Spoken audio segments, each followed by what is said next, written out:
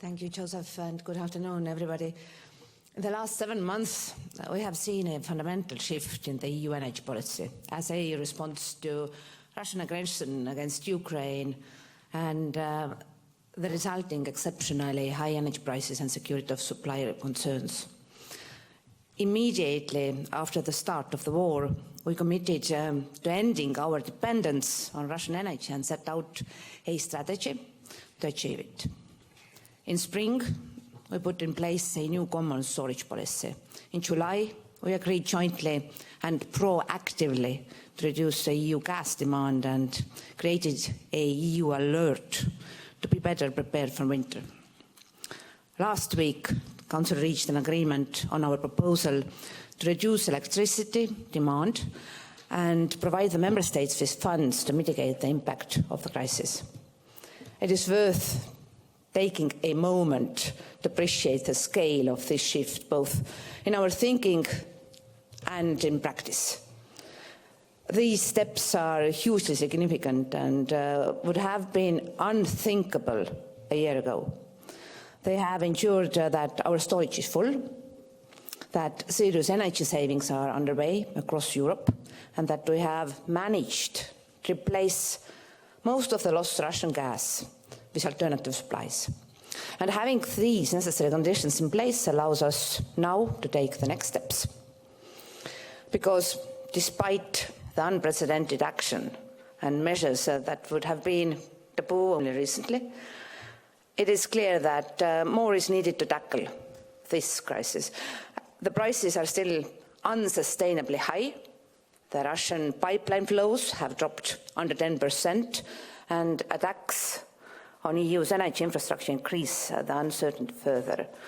This is why the Commission is working to present a package of proposals on the 18th of October, and it will not be the last such package, as we must continue to develop our tools and adjust our approach as the situation develops.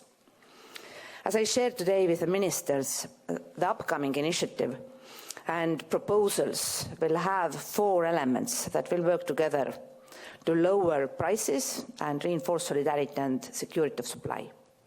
First, on the gas prices. As I have said before, the TTF gas benchmark is a crucial area of work. It is no longer representative of the reality of the EU energy market and artificially inflates the prices.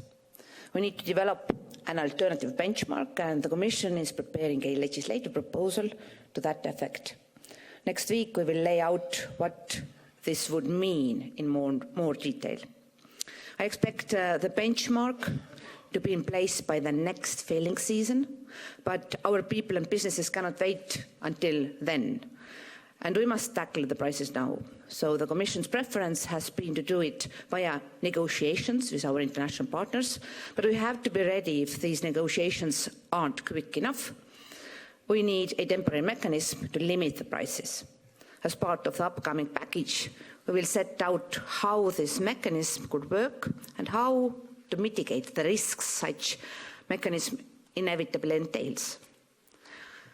Second, any intervention in the gas market requires further reduction of gas demand. This is not a nice to have, but a necessity to guarantee the security of supply in the context of a market intervention. One option is to trigger the EU alert. That would make the 15% demand reduction target mandatory. But a different approach or further measures may be needed to ensure that the level of savings is sufficient, and any measures we take to lower prices must not send the wrong signals that drive up consumption across the EU, consumption of natural gas that will not be available at sufficient volumes. So third, a joint approach to limiting prices demands solidarity. As not all member states have mutual solidarity agreements in place, we will propose an arrangement that would be directly applicable in this case. This will ensure that we will be prepared and ready to act in case these agreements will be needed. And we are looking into the need for further proposals for situations where some regions are facing a larger supply crunch than others. And finally, we will bring forward a proposal to facilitate the joint purchases of gas. This will allow the EU to use our collective purchase power to limit prices and avoid that member states are outbidding each other on the market and driving, by doing so, up the prices. It will ensure transparency and help in particular smaller member states who are in a less favourable situation as buyers. Our focus will be on, but not limited to, coordinating and aggregating the filling of gas storage for next winter. Let me end by mentioning two other topics we discussed today. As you know, in addition to the emergency interventions on the electricity market to tackle the unprecedented prices, the Commission has been preparing to improve our electricity market design in the longer term. The main objective of this reform is to bring the benefits of affordable renewables and low-carbon technologies to consumers, while also preserving the benefits of a common market-based electricity systems. And we will make sure that no energy carrier can cause market disruption like natural gas currently does. I have committed to deliver to present first results with the main elements of the reform by the end of this year, as announced by President von der Leyen.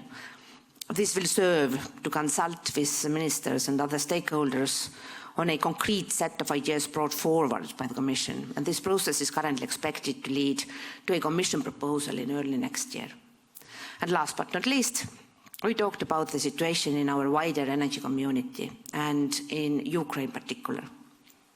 In the last days, we have seen, among other atrocities, that the Russian army is specifically targeting energy infrastructure in Ukraine to increase the suffering and hardship of ordinary people and disrupt the economy.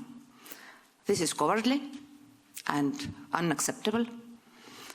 To support the Ukrainian energy sector that is under attack, we work via the EU civil protection mechanism and the energy community to supply Ukraine with the necessary equipment to repair and rebuild damaged energy infrastructure. I also call on the member states and energy companies to contribute to this effort, either with financial or in-kind donations, and thank these partners who have already done so. We have also been actively working to ensure stable electricity and gas supplies to Moldova, that is facing serious security of supply challenges. I welcome that commercial exchanges between Romania and Moldova have been activated yesterday, and would like to thank the Romanian minister for his support. There are also emergency supply contracts in place that Moldova can rely on.